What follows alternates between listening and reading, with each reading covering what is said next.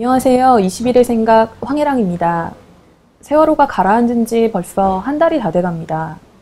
하지만 아직도 차가운 바닷속에는 30여 명 가까운 사람들이 밖으로 나오지 못하고 있습니다. 지난 주말 안산에서 열린 촛불 집회에 다녀왔습니다. 2만여 명의 시민들이 세월호 사건의 진상규명을 요구하며 촛불을 들었는데요. 그 자리에서 마지막으로 낭독된 시민행동 선언문의 마지막 내용은 이렇습니다. 울고만 있지 않겠습니다. 무능과 탐욕과 거짓에 분노하겠습니다. 잊지 않을 것입니다. 바꿀 것입니다. 돈보다 사람이 우선인 대한민국을 만들 것입니다. 돈보다 생명이 그리고 탐욕보다 사람이 먼저였다면 세월호 같은 참사는 아마 일어나지 않았을지도 모르겠습니다. 그런데 수백 명이 침몰로 목숨을 잃는 사고가 일어난 다음에 벌어진 일들도 역시 자본과 돈의 논리에 의해 좌우되고 있습니다. 한겨레 21은 여기에 재난자본주의라는 이름을 붙여봤습니다. 한겨레 21 사회팀 엄지원 기자와 함께 재난자본주의에 대해 자세한 얘기 나눠보도록 하겠습니다. 안녕하세요. 안녕하세요. 재난자본주의라고 하면 좀 다소 생경한 느낌이 들기도 하는데 2005년도 미국 카트리나 참사 사건 이후에 등장한 말이라고 알고 있습니다. 어떻게 등장하게 됐고 또 어떤 의미인지 좀 자세히 설명해 주실 수 있을까요? 사실 얼마 전에 박근혜 대통령이 그 긴급 민생대책회의를 열어서 관료들에게 세월호 사고로 서민 경기가 위축되지 않도록 최선을 다해달라 뭐 이런 당부를 했는데요. 그 유가족들이 대통령 면담을 요구한 날이었죠. 사실 경제학에서는 이 재난재해가 일어난 뒤에 오히려 경제 성장률이 올라간다 이런 분석이 객관적인 수치로 입증이 되어 있습니다. 이 재난경제학이라고 하는데요. 재난이 일어나면 오히려 복구 비용이 들어가기 때문에 정부에서 돈을 풀게 되고 그래서 경제가 성장한다 뭐 이런 이치인데요. 지금 사고라고 조금 다르게 전쟁이라든지 그다음에 대형 뭐 태풍 참사 이런 경우에 적용되는 거죠? 예, 그렇죠. 예. 그 나오미 클라인이라고 하는 캐나다의 저널리스트가 있는데요. 이제 그 나오미 클라인이 제시한 개념이 이 재난경제학에서 나아가서 재난자본주의라고 하는 개념이거든요. 절제 없는 자본하고 또 거기에 결탁한 정부가 이런 재난 상황들을 공격적으로 이용한다 뭐 이런 지적인데요. 그 허리케인 카트리나 얘기를 하셨는데 그 당시에 사실 미국 정부가 지금 한국 정부 이상으로 훨씬 더 무능한 모습을 보였었고 재난 상황을 되게 방치하다시피 했거든요. 그런데 사고 이후에 오히려 정부 기능을 강화하자 이런 주장보다는 정부가 무능하고 부패하다 이러면서 시장이 오히려 그 역할을 잠식하려고 하는 경향이 드러나게 됩니다. 그래서 미국에서는 이 카트리나 이후에 그 일부 부유층 지역에서 그 자치행정 기능을 컨설팅 그룹에 위탁하기도 하는 그런 상황까지 빚어지는데요. 이런 재난 상황의 앞뒤를 둘러싼 이 자본의 어떤 자기 탐욕, 뭐 자기 실현 이런 부분을 모두 일컬어서 재난자본주의라고 표현하고 있습니다. 지금 세월호 참사 이후에도 언딘이라는 그 민간 잠수업체 한테 이렇게 특혜를 줬다 이런 의혹들이 계속해서 나오고 있는 것 같아요. 이게 이제 대표적으로 만약에 카트리나 때와 비교를 한다면 재난자본주의라고 일컬을 수 있는 한 단면이 아닐까 싶은데 그 부분에 대해서 좀 더 자세히 설명 부탁드립니다.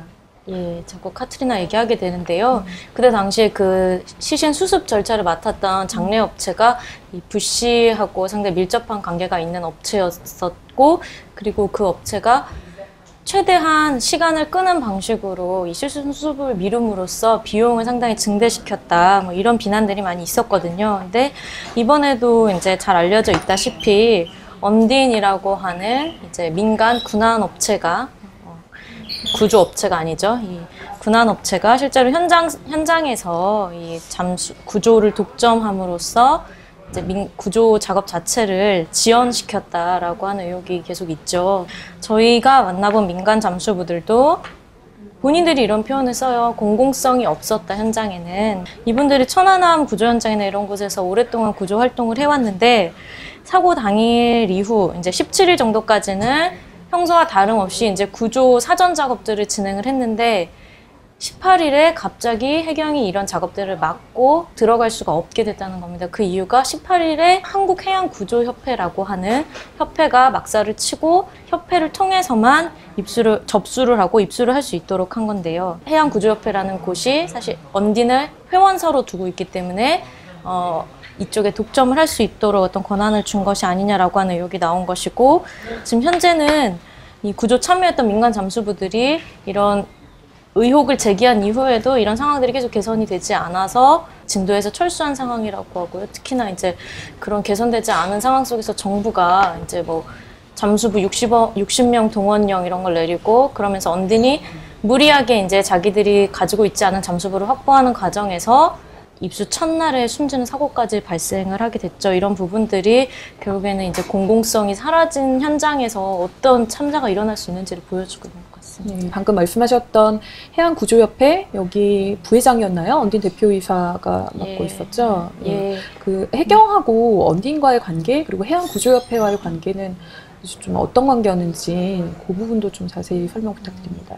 이 해양구조협회가 지난해 초에 발족을 했는데, 해경의 이제 법정 산하단체예요. 그래서 이 구조협회 자체가 인천 해경청에 해양경찰청에 입주를 해 있고요. 그럼 해경 출신들도 협회에 많이 가 있나요? 퇴직자 출신들이? 네, 이미 6명 정도가 이제 유급 사무총장 자리를 맡았었고, 또 이 구조협회에 아까 말씀하셨듯이 부총재를 맡고 있는 분이 이제 김용환 전 남해경찰청장이고, 또 같은 부총재를 맡고 있는 사람이 언딘의 그 대표이사인 김윤상 씨이고요. 그래서 아무리 우리가 의혹을 해소하려고 해도 이런 식으로 얽혀있는 관계 안에서 이제 문제가 있지 않겠느냐라고 하는 내용이 나오는 것이고, 또 해양구조협회 쪽에 이제 지난해 기부금 내역을 보면 뭐 5,500만 원 정도의 기부금 내역이 있는데, 이제 그걸 누가 기부를 했는지는 아직 밝혀지고 있지 않지만, 이제 동일한 금액이 언딘도 지난해 어딘가에 기부를 한 내역이 있고, 이제 다 어디에 기부를 했는지는 알려지지 않았지만 이 금액의 액수가 똑같아서 사실은 언딘이 해양구조협회에 이런 기부금을 주고 이런 것들을 독점하고 있는 것이 아니냐라고 하는 의혹이 나오고 있는 상황인 것이죠. 국회에서 작년에 그 해양구조협회 만들어지는 과정에서 속기록을 보니까 뭐 정부 보조금을 좀 몰아주려는 거 아니냐 이런 문제 제기를 이제 야당 의원들이 하기도 하고, 실제로 정부 보조금도 많이 받아간 것 같던데 그 부분은 어떤가요? 사실 해양구조협회가 2012년에 시행된 순환구호법 개정안에 그 법적인 근거를 두고 있는데요. 해경이 처음에는 이제 민간 구조를 활성화하겠다면서 이 법을 이제 추진을 했어요. 그런데 이제 말씀하셨듯이 법안 심사 과정을 보면 당시 해경이 들이댔던 논리는 이제 비용 절감이었거든요. 모든 걸 다 해경이 할 수 없기 때문에 민간을 통해서 비용을 절감하자라고 하는 것이었는데, 지금은 의원 신분이 아닙니다만 이제 비례대표였던 김진애 의원이 구조 작업은 이제 공공성이 있어야 한다 이런 걸 지적하면서, 혹시 이렇게 민간을 들여올 경우에 해경이 책임을 회피하지 않겠느냐 뭐 이런 우려를 표시하거든요. 그러면서 이런 협회는 결국에는 이제 처음엔 의도가 그렇지 않다고 해도 어쨌든 불필요한 보조금을 이제 가져가려고 할 거라는 지적을 하게 됩니다. 그런데 결국에는 이제 우려가 현실이 되죠. 안행부가 지난해에 거의 설립 석 달밖에 안 된 이 해양구조협회에 6천만 원에 가까운 보조금을 줬고요. 그리고 올해도 지금 안행부가 또 3천만 원의 보조금을 지급하는 상황에서 국무총리실도 2천만 원의 보조금을 또 승인했다. 이렇게 중복으로 보조금을 지급해주는 상황이 벌어지게 됩니다. 그런데 이 사고가 지금 논란이 되니까 국무총리실에서 며칠 전에 이 보조금 승인을 취소를 했죠. 방제를 하는 단체로서는 유일하게 이런 국가 보조금을 계속 받고 있고, 다른 단체들은 그런 보조금을 받아가지 않나요? 예. 그리고 그런 상황에서 더욱이나 해경은 또 해운업계 안팎에서 반강제로 지금 해양구조협회에 유료 회원들을 모집하는 행위를 벌이기도 했는데요. 실제로 저희 취재진도 만난 한 어민 같은 경우에 인근 파출소장의 권유에 못 이겨서 연간 3만 원짜리 회원 가입을 했다. 그냥 저렴하게 그런 이야기를 하더라고요. 한마디로 이제 해경이 앞장서서 민간단체 회원을 모집하는 상황까지 벌어진 거라고 볼 수 있습니다. 그 보조금만이 아니라 지분을 보면 언딘이 이제 지분 내역을 보면 정부가 가지고 있는 지분이 한 30% 정도 또 된다고 하던데 그건 어떤 내용이죠? 감사 보고서를 보면 회계사들이 공통적으로 상당히 미심쩍은 부분이 많다 이런 이야기를 하는데요. 이제 심증이지 사실 아직 확증이 밝혀진 것은 아닙니다만 그 언딘의 최대 주주는 김윤상 대표이사 지분의 64.5%를 가지고 있고요. 한국정책금융공사가 두산이나 보광 이런 쪽하고 같이 만든 투자조합이 29.92%의 지분을 보유를 하고 있어요. 근데 이 한국정책금융공사가 대주주는 기재부지만 9.2%의 지분을 국토해양부가 또 가지고 있습니다. 이게 좀 너무 꼬여 있는데요. 다시 말하면 어쨌든 국토해양부가 지분을 가지고 있는 공사가 또 언딘에 투자를 하고 있는 셈이 된 것이죠. 그러면서 뭐 또 해경은 언딘에 일을 준 것이고 뭐 그런 상황이고, 그렇다면 이제 투자 가치를 보고 투자한 것이 아니냐라고 말할 때는 좀 납득이 안 되는 게 이 회계사들 설명을 들어보면 재무 구조를 봤을 때 전혀 매력이 없는 업체라는 겁니다. 일단 업체 매출이 2012년에 189억 원인데 2013년에 151억 원으로 줄어들고요. 또 자본이 75억 원인데 부채가 142억 원이어서 거의 2배에 가까운 부채 비율이에요. 또 차입금이 93억 원이고 전환사채가 18억 원인데 이 중에서 차입처가 모두 시중은행인데요. 누가 보증을 해주고 있을까? 시중은행들이 이렇게 큰 돈을 빌려줄 때 정부 유관기관들입니다. 그 기술보증기금하고 성남시 그리고 한국무역보험공사가 40억 원에 가까운 지급 보증을 해주고 있어요. 이 부분이 상당히 좀 미심쩍은데 거의 매출 대비 30% 수준인데요. 전문가들 얘기로는 일단 정부 지급보증 자체가 어려울 뿐만 아니라 지급보증을 해주더라도 매출 대비 10% 정도가 거의 상한선이라고 하더라고요. 거의 이거는 의심스러운 걸 넘어서 신기하다 이렇게 말씀들을 하셨고요. 또 언딘 같은 경우도 정부 보조금을 받고 있습니다. 이 2012년에 5,760만 원을 받았고요. 지난해에는 이 거의 3배가 넘는 2억 3,400만 원 정도를 받았어요. 물론 이제 연구과제 지원 용도라고는 하는데 과연 민간 업체에 이 정도의 보조금을 줄 수가 있을지 좀 취재할 필요가 있을 것 같습니다. 지금 말씀하신 내용을 쭉 미루어 보면 이제 공공성이 구조 과정에서도 나타나지 않았다는 거고, 실제로 박근혜 정부 들어서 안전 관련한 예산이 예전 정부 때보다 좀 줄어들었다라는 얘기도 있고요. 그리고 지금까지 말씀한 내용들을 쭉 종합해서 한국에서 재난자본주의의 징후가 나타나고 있다는 어떤 증거, 이게 언딘 말고 어떤 얘기들을 좀 할 수 있을지, 앞으로 어떤 방향으로 흘러갈지 또 전망도 좀 부탁드립니다.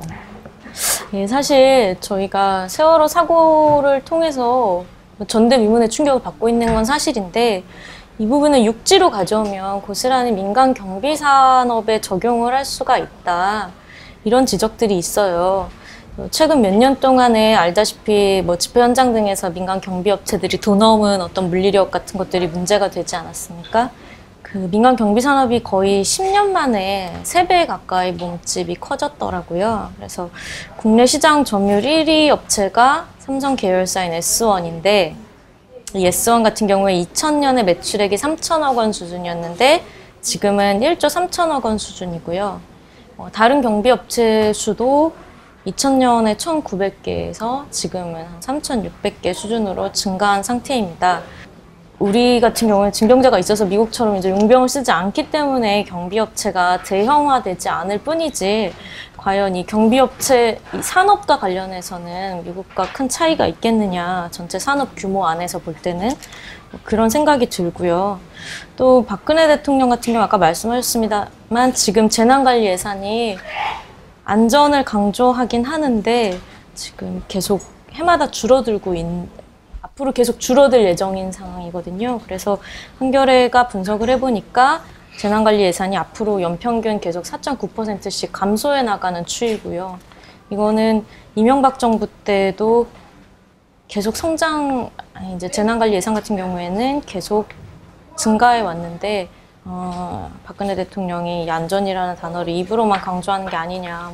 근데 사실 미국 같은 경우도 보면 굉장히 우리가 선진국이라고 생각을 하고 있습니다만 인프라 관리 예산은 허리케인 카트리나 이후에도 계속 줄어들고 있다고 해요. 그리고 대신에 재난에 대처하는 산업 관련된 시장들만 계속 증가를 하고 있는 거죠. 그래서 예를 들면 이런 산업이 증가될 문제는 뭐냐면 시장이 그런 것들을 대체하기 때문에 정부가 그런 기능들을 포기하고 상당 부분 민간에 넘겨주게 되고, 그렇게 되면 결국에는 민간 안에서 어떤 안전이라고 하는 부분, 치안이라고 하는 부분, 가장 기본적인 생명과 밀접한 부분들이 양극화가 일어나는 것인데요. 미국 같은 경우도 이제 부유층 지역과 빈곤층 지역의 치안이 양극화되어 있어서 이제 철저하게 민간이 통제하고 있는 구역과 완전히 개토화되어 있는 구역이 차이가 나는 것이죠. 그런데 이제 학자들은 우리나라에서도 뭐 이런 안전에 대한 염려가 이번 사고 이후에 더 번질 경우에 이 국민적인 염려가 이 공공영역을 강화하는 것이 아니라 오히려 내 안전을 내가 지키자라고 하는 각자 도생의 영역에서 경비업에 대한 어떤 지출로 이어지지 않을까라고 하는 우려들이 있더라고요. 그래서 결국엔 관피와 회피와 이런 부분 해체하는 것도 좋지만 이후로 봤을 때는 관료 집단을 좀 투명화하고 방제를 강화하는 쪽으로 가야지, 국가가 무능하고 부패했으니 시장으로 넘기자, 뭐 민영화하자 이런 목소리 앞으로 나올 것이다. 이런 우려들이 있어요. 또 실제로 지금 이미 뭐 일부 언론들은 뭐 그런 방향으로 가는 것 같고요. 그래서 결국에는 전문가들은 이제 세월호를 잊지 않는 것은 이런 우리 사회에 이런 식의 재난 자본주의라고 하는 것이 발디딜 영역을 주지 않는 것이다. 라고 하는 지적이 나오고 있습니다. 그동안 산업 현장에서는 위험의 외주화에 대한 이렇게 문제 제기들은 계속 있었던 것 같아요. 근데 지금까지 말씀해 주셨던 안전의 민영화, 뭐 재난 자본주의와 연결된 그런 문제들도 아직 크게 부각되진 않았지만 앞으로 주의 깊게 살펴봐야 하고 좀 추적도 해야 될 것 같네요. 네, 말씀 고맙습니다. 6.4 지방선거가 다가옵니다. 박근혜 정부의 무능과 무책임함에 대한 분노는 넘치지만 그것을 분노를 대변할 정치 세력은 있긴 한 걸까요? 이 불신의 땅에서는 정치에 대한 희망을 갖기도 쉽지 않습니다. 지금 마포에서는 정당법상 정당은 아니지만 정당을 지향하는 흥미로운 실험들이 진행 중입니다. 진보 정당과 주민단체, 시민단체들이 질이 멸렬한 정치 대신에 우리가 차라리 정당을 한번 만들어보자고 나선 것인데요. 이들이 연 마포 파티에 한겨레 21이 여러분을 초대합니다. 삼성그룹 이건희 회장이 지난밤 급성 심근경색으로 급히 병원으로 옮겨져 치료를 받았다고 합니다. 지난주 삼성 SDS가 유가 증권시장에 올해 안에 상장할 것이라는 발표를 했는데요. 이게 이건희 회장에서 이재용 부회장으로 넘어가는 승계를 가속화하기 위한 사전 정지 작업 아니냐라는 분석이 결국은 사실로 드러난 것 같습니다. 이건희 회장은 응급 상황에서 삼성 S1 마크가 찍힌 구급차를 타고 순천향 병원에 도착했다고 합니다.